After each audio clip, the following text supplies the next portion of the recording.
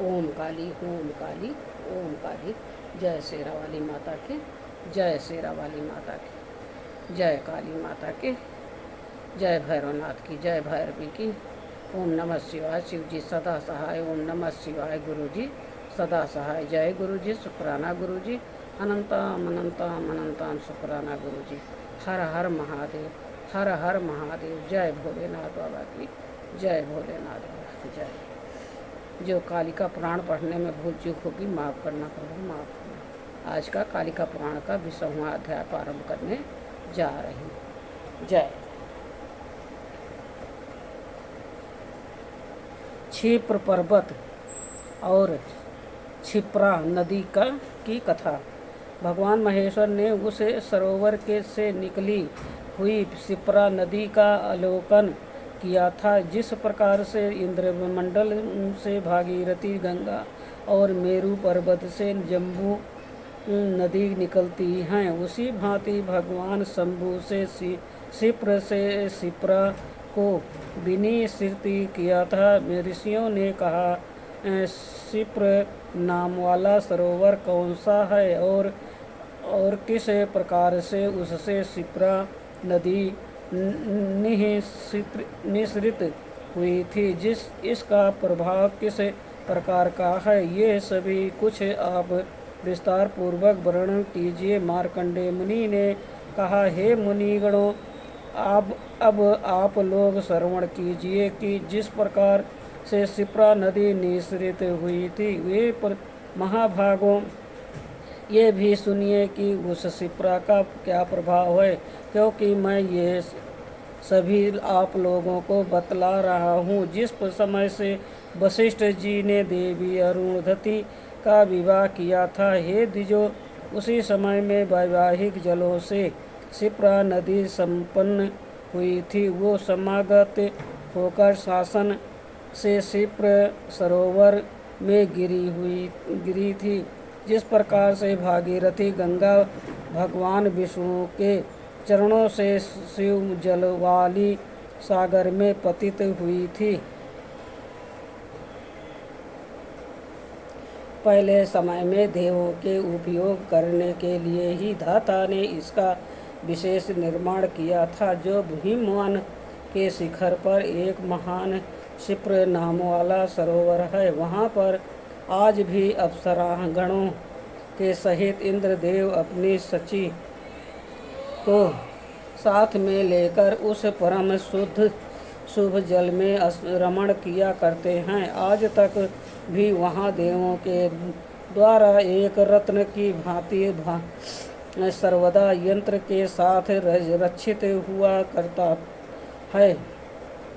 वहाँ पर तप के प्रभाव से मुनिगण इस परम शुभ सरोवर में गमन किया करते हैं। महान यत्न से ही वह लोग क्षिप्रा नाम वाले सरोवर के उसके जल से स्नान करने के लिए पान करने को जाया करते हैं। वहाँ पर मनुष्य हैं जो योग से उसके जल का स्नान तथा पान करके अभिकल इंद्रियों वाले होते हुए अवश्य ही देव के रूप में प्राप्त हो जाया करते हैं। ये द्विजो तमो, ये सरोवर वर्षा ऋतु में भी वृद्ध को प्राप्त नहीं होता है। तत्पर्य ये है कि अन्य प्राकृतिक जलाशयों के समान ये सरोवर का जल नहीं बढ़ा करता है और यह गर्मी की ऋतु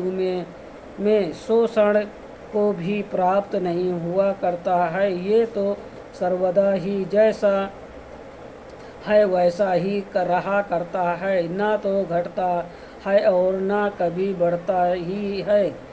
हे द्विजो श्रेष्ठो, क्षिप्रा के गर्भ के मध्य में स्थित जल प्रतिदिन बढ़ता था।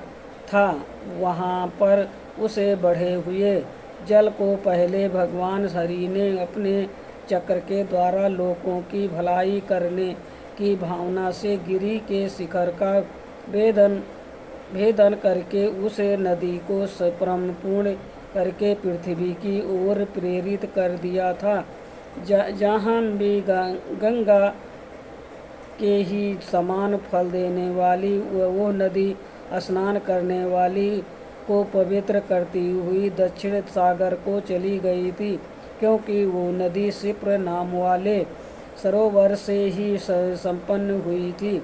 अर्थात वो महानदी सिप्र से निकली थी। वो अतियोम उसका सिप्रा या भू शुभ नाम पूर्व ही ब्रह्मा जी ने रखा था, जिसमें कार्तिक मास की पूर्णिमा तिथि के दिन जो भी कोई मनुष्य स्नान किया करता है, वो मनुष्य अत्यंत दीप्त मान विमान के द्वारा भगवान विष्णु के लोक में गमन किया करता है। तात्पर्य यही है कि इस महानदी में कार्तिक मास की पूर्णमासी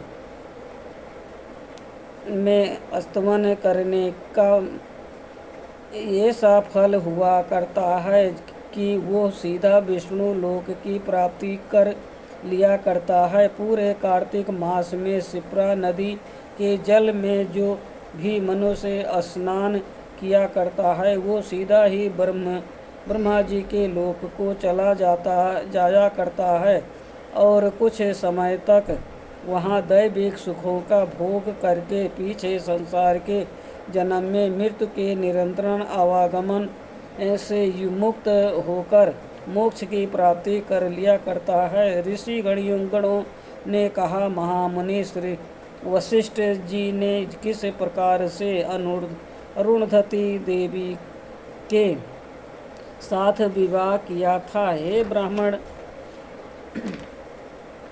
वो अरुणधति किस पुत्र संपन्न हुई थी? ये सभी आपके कृपया हमको वर्णन करके समझाइए। वो परम श्रेष्ठ देवी अरुणधति तीनों लोकों में पतिव्रता नारियों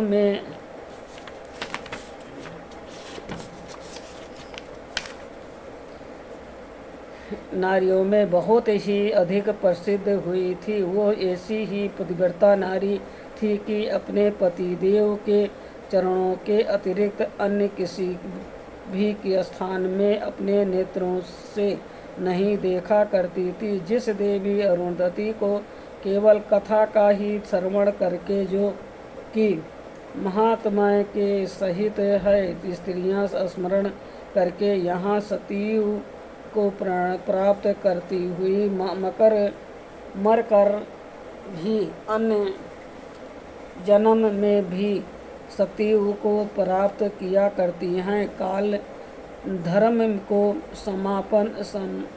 समासन होने वाला पुरुष जिसका दर्शन नहीं किया करता है तथा जो भी शुचि होता है, वो पुरुष पापकारी होता है। उस देवी के जन्म का वर्णन आप हमारे समक्ष में करने की कृपा करिए। मार्कंडेय ऋषि ने कहा था, आप लोग भली भांति श्रवण कीजिए। जैसे वो संपन्न हुई थी और जिस प्रकार से उस देवी ने अपने पति के स्वरूप वशिष्ठ मुनि को प्राप्त किया था, और जो वो प्रसिद्ध पतिव्रता हुई थी, जो संध्या पहले ब्रह्मा जी पुत्री मन से ही संपन्न हुई थी, उसने तपस्या का तपन किया था और वही शरीर का त्याग करके पीछे अरुणधति नाम वाली हुई थी। वो मेधा तिथि की पुत्री होकर वो सती ब्रह्मा विष्णु और महेश के वचन से साचरित्र व्रत वाली मुनियों में श्रेष्ठ की सती हुई थी। उसने ही संचित व्रतों वाले महात्मा वशिष्ठ का पति के स्वरूप में वर्णन किया था, अर्थात स्वयं ही वशिष्ठ को अपना पति बनाना स्वीकार किया था। ऋषियों ने कहा, उस संध्या ने किस प्रयोजन की सिद्धि के लिए कहाँ पर किस प्रकार से तप किया था, क्या फिर क्यों अपने शरीर का परित्याग किया था, और वो कैसे मेधा तिथि की पुत्री होकर संपन्न हुई थी, कैसे ब्रह्मा विष्णु और महेश देवों के द्वारा कहे हुए परम संसित वाले सुंदर महात्मा वशिष्ठ मुनि को अपने पति के स्थान में वर्णन किया था। यह द्विजोतम इस चरित्र को श्रवण करने की इच्छा वाले हमको ये सब विस्तार के साथ कहने की कृपा कीजिए। महासती अरुंधति से देवी के चरित्र के सुनने के लिए हमारे हृदय में बड़ा भारी कौतूहल हो रहा है। मार्कंडेय ऋषि ने कहा, ब्रह्मा जी ने भी पहले अपनी पुत्री संध्या को देखकर काम वासना के लिए अपना मन किया था और फिर उस सुता का त्याग कर दिया था। काम के उस प्रकार के भाव को जो मुनियों के हृदय में भी मोह के कार्य करने वाला है, वो पर उसको संध्या ने स्वयं ही देखा था। तब वो परम दुखीता होकर लज्जा को प्राप्त हो गई थी, अर्थात स्वयं ही लज्जा आ गई थी। इसके नंतर ब्रह्मा जी के द्वारा कामदेव को श्राप देने पर तथा विधाता के अंतर्ध्यान हो जाने पर और भगवान शंभु के अपने स्थान पर चले जाने पर वो मन शिवनी संध्या एक क्षण पर्यंत शीघ्र ही पूर्व में होने वाले व्रत का ध्यान करती हुई वो संध्या प्रायण हो गई थी। इस महापाप का प्रायश्चित मैं स्वयं ही करूँगी और वेद मार्ग के अनुसार अपने आप को अग्नि में हवन कर दूंगी, अर्थात अग्नि में जलकर अपने प्राणों का परित्याग कर दूंगी। इस भूमंडल में मैं एक प्रकार की मर्यादा की स्थापना करूंगी कि जिससे उत्पन्न होते ही शरीरधारी कामदेव से युक्त न हुए। इसी के लिए मैं परमाधिक दारुण अर्थात कठिन कष्टप्रद तप का समाचरण करके मर्यादा की स्थापना करके ही इसके पश्चात अपने जीवन का परित्याग करूंगी, जिसे मेरे शरीर में मेरे पिता ब्रह्मा जी ने अपने मन को अभिलाषा से संभावित स्वयं किया था।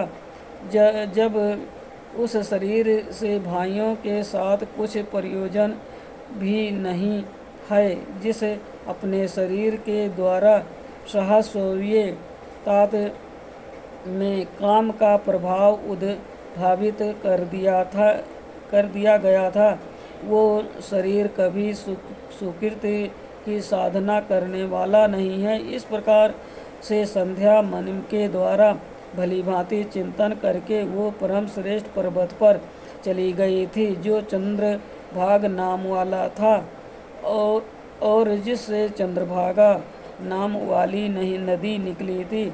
श्रवण समान और समुदित चंद्र से जिस रीति से उदय पर्वत निरंतर शोभित हुआ था, ठीक उसी भांति उस संध्या के द्वारा वो पर्वत उस समय समाधिष्ठित हुआ और सुशोभित हुआ।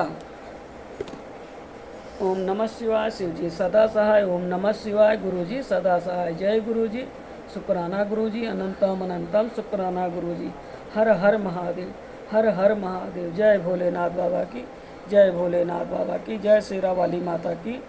जय काली माता की। ओम काली ओम काली ओम काली ओम। जय काली माता की। जो कालिका पुराण पढ़ने में भूल चूक होगी माफ करना, प्रभु माफ करना। जय महाकाली। जय महाकाली की।